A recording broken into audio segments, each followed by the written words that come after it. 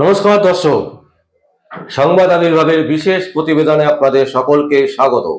আমরা প্রত্যেক দিনের মতন আজকেও একটি বিশেষ প্রতিবেদন আপনাদের সামনে তুলে ধরব। 2024 লোকসভা কিন্তু এগিয়ে এসছে। রীতিমতো সমস্ত দল, বিজেপি, কংগ্রেস, তৃণমূল, আঞ্চলিক দল যেগুলো আছে তৃণমূলের মতন, প্রত্যেকটা দল কিন্তু রীতিমতো ঝাঁপিয়ে পড়েছে যে আগামী লোকসভা নির্বাচনে তাদেরকে ভালো করে লড়তে হবে। আর এই লোকসভা নির্বাচনকে কেন্দ্র করে কিন্তু নানান জায়গায় প্রচারও শুরু হয়ে গেছে। 2024 খুব ভুল না হলে মার্চে কিন্তু ইলেকশন হবে, এটা কিন্তু পরিষ্কার বোঝা যাচ্ছে। একটি বিশেষ সূত্র থেকে আমরা জানতে পারছি। কিন্তু এই সূত্র থেকেই আমরা জানতে পারছি যে উত্তর কলকাতা লোকসভায় কিন্তু এবারে একটা টুইস্ট আনতে চাইছে মাননীয় মুখ্যমন্ত্রী মমতা ব্যানার্জি। আপনারা জানেন যে সুদীপ ব্যানার্জি সেখানকার সাংসদ, বহু দিনকার সাংসদ, মানে যখন তৃণমূল হয়নি কংগ্রেস আমলেও তিনি সাংসদ ছিলেন। তারপরে কংগ্রেস থেকে যখন তিনি তৃণমূলে চলে এলেন তখনও কিন্তু তিনি সাংসদ সেখানকার। উত্তর কলকাতার মানুষ কিন্তু রীতিমতো তাকে দুহাত ভরে আশীর্বাদ দিয়েছে। কিন্তু সেই আশীর্বাদের বিরুদ্ধে, মানে আশীর্বাদের ফলে, আশীর্বাদ তো দিলাম কিন্তু তার জন্য কি রিটার্ন পেলাম, সেই রিটার্ন যদি দেখতে যাওয়া যায় তাহলে কিন্তু দেখা যাবে যে উত্তর কলকাতার সাংসদ সুদীপ বন্দ্যোপাধ্যায় কিন্তু সেইভাবে যে কাজ করার যে ইচ্ছে, সেই ইচ্ছে কিন্তু দেখা দেয়নি। তার মধ্যে বিভিন্ন কেলেঙ্কারির সাথে যুক্ত হয়ে গিয়ে বহুদিন তাকে সাংসদ এলাকার বাইরে থাকতে হয়েছে। সাংসদ এলাকায় বহুদিন তিনি আসতেই পারেননি, কারণ তার বিরুদ্ধে তদন্ত চলছিল, তাকে রীতিমতো জেরা করার প্রক্রিয়া চলছিল। তো সেই জায়গা থেকে দাঁড়িয়ে আমরা যদি দেখি যে সাংসদ পদে দাঁড়িয়ে সুদীপ ব্যানার্জি কিন্তু যে খুব ভালো রেজাল্ট করেছেন তা কিন্তু নয়। বহু ক্লাব সংগঠন তারা টাকা পেয়েছে, কিন্তু বহু কিছু ছিল যেখানে ডেভেলপ করার জায়গা ছিল। যেমন আমরা যদি বলি কুমারটুলি, সাংসদ এলাকার ফান্ড থেকে হোক, মমতা ব্যানার্জিকে বুঝিয়ে হোক, সেন্ট্রাল গভর্নমেন্টকে বুঝিয়ে হোক, কুমারটুলিকে কিন্তু তিনি ডেভেলপমেন্ট করতে পারেননি। যে অবস্থায় ছিল বাম আমলে, আজকে দীর্ঘ 2011 থেকেও যদি আমরা দেখি 2023, এই যে এত বছরগুলো চলে গেল, এই এত বছরেও কিন্তু কুমারটুলি আছে, কুমারটুলি কিন্তু কোনো ডেভেলপ হয়নি। বরঞ্চ কুমারটুলির আশেপাশে যে সমস্ত বস্তিগুলো ছিল বা ভাঙা বাড়ি ছিল, সেইগুলো ফ্ল্যাট হচ্ছে ইল্লিগাল ভাবে। একদম পরিষ্কার বলছি, অনেক কিছু সেখানে লুকিয়ে চুরিয়ে কাজ হচ্ছে, পারমিশন নেই, তারপরেও কিন্তু সেই বিল্ডিং গুলো হচ্ছে। কেন না, তৃণমূলকে তারা টাকা দিচ্ছে, প্রমোটার টাকা দিচ্ছে, লোকাল থানাকে টাকা দিচ্ছে। একদম প্রত্যেকটা মানুষ টাকা নিয়ে, টাকার কাছে নথি স্বীকার করে রীতিমতো রমরমা করে ব্যবসা করছেন প্রমোটাররা।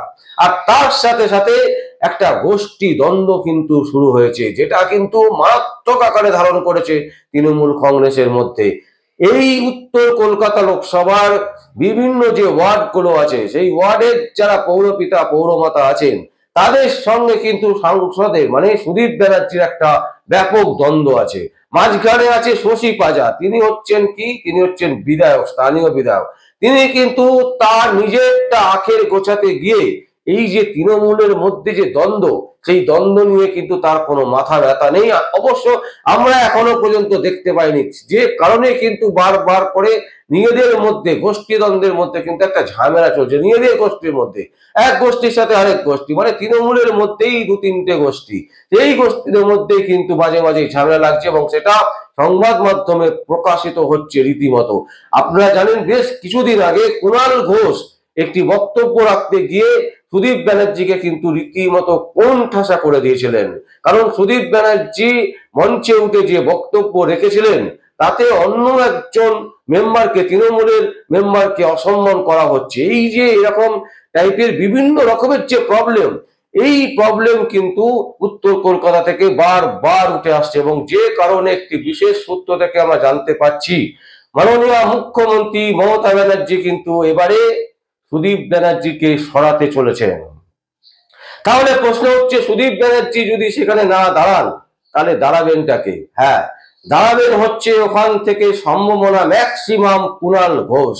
কারণ কুণাল ঘোষ কিন্তু জনসংযোগ খুব সাংঘাতিক ভাবে করছে। প্রতিটা মিটিং মিছিল এবং যেখানে প্রবলেম সেখানে গিয়ে তিনি কথা বলে সেই সমস্যা সরাসরি মেটাবার চেষ্টা করছেন। এবং শুধু তাই নয়, কুণাল ঘোষ কিন্তু মমতা ব্যানার্জির একদম এখন খাস কাছের লোক, অভিষেক ব্যানার্জির কাছের লোক। মমতা ব্যানার্জির থেকেও অভিষেক ব্যানার্জির সব থেকে কাছের লোক হচ্ছে এই মুহূর্তে কুণাল ঘোষ, এবং সেই কারণে ব্যাপক সম্ভাবনা দেখা দিচ্ছে যে আগামী যে নির্বাচন আসছে সেই নির্বাচনে কিন্তু কুণাল ঘোষ উত্তর কলকাতা থেকে দাঁড়াতে চলেছে।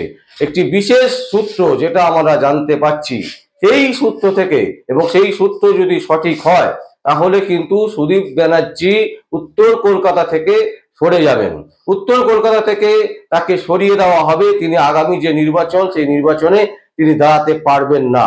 তার পরিবর্তে কিন্তু দাঁড়াতে চলেছে কুণাল ঘোষ, এবং কুণাল ঘোষের অ্যাকসেপ্টেন্স অনেক বেশি। এটা তৃণমূলের অভিষেক ব্যানার্জি, যিনি মাথা এই মুহূর্তে, তিনি কিন্তু মনে করছেন। তা দর্শক, এক্সক্লুসিভ নিউজ আপনাদের সামনে, সেই নিউজটাই আপনাদের সামনে তুলে ধরছি, যে নিউজটাতে একদম পরিষ্কার বোঝা যাচ্ছে যে আগামী উত্তর কলকাতা নির্বাচনে উত্তর কলকাতা থেকে কিন্তু দাঁড়াতে চলেছেন কুণাল ঘোষ। সুদীপ ব্যানার্জিকে সরিয়ে দিয়ে আনা হচ্ছে কুণাল ঘোষকে, এটা কিন্তু একদম সঠিক খবর। এবং এই খবর আমরা যখন প্রকাশ করছি, আমাদের কাছে কিন্তু একটি বিশেষ সূত্র মারফত আমরা জানতে পারছি। আমরা আগেও বলেছি যে এই সূত্র সবসময় যে ঠিক হয় তা নয়, কিন্তু যে সূত্র মারফত আমরা খবর পাচ্ছি তাদের মেলাবার সম্ভাবনা কিন্তু ম্যাক্সিমাম 99% সময় কিন্তু তারা মিলিয়ে দেয়, এবং সেই জন্যই আমরা এই সংবাদটি আপনাদের সামনে তুলে ধরছি যে আগামী লোকসভা নির্বাচনে সুদীপ ব্যানার্জির পরিবর্তে সেখানে কিন্তু কুণাল ঘোষকে দাঁড় করানোর পরিকল্পনা চলছে। দর্শক, আপনাদের যদি কোনো বক্তব্য থাকে আপনারা অবশ্যই আমাদের কমেন্ট বক্সে কমেন্ট করবেন। আর দেখতে থাকুন পরবর্তী সংবাদ আবির্ভাবে। আমার নাম বিশ্বজিৎ পাল, সংবাদ আবির্ভাবের জন্য।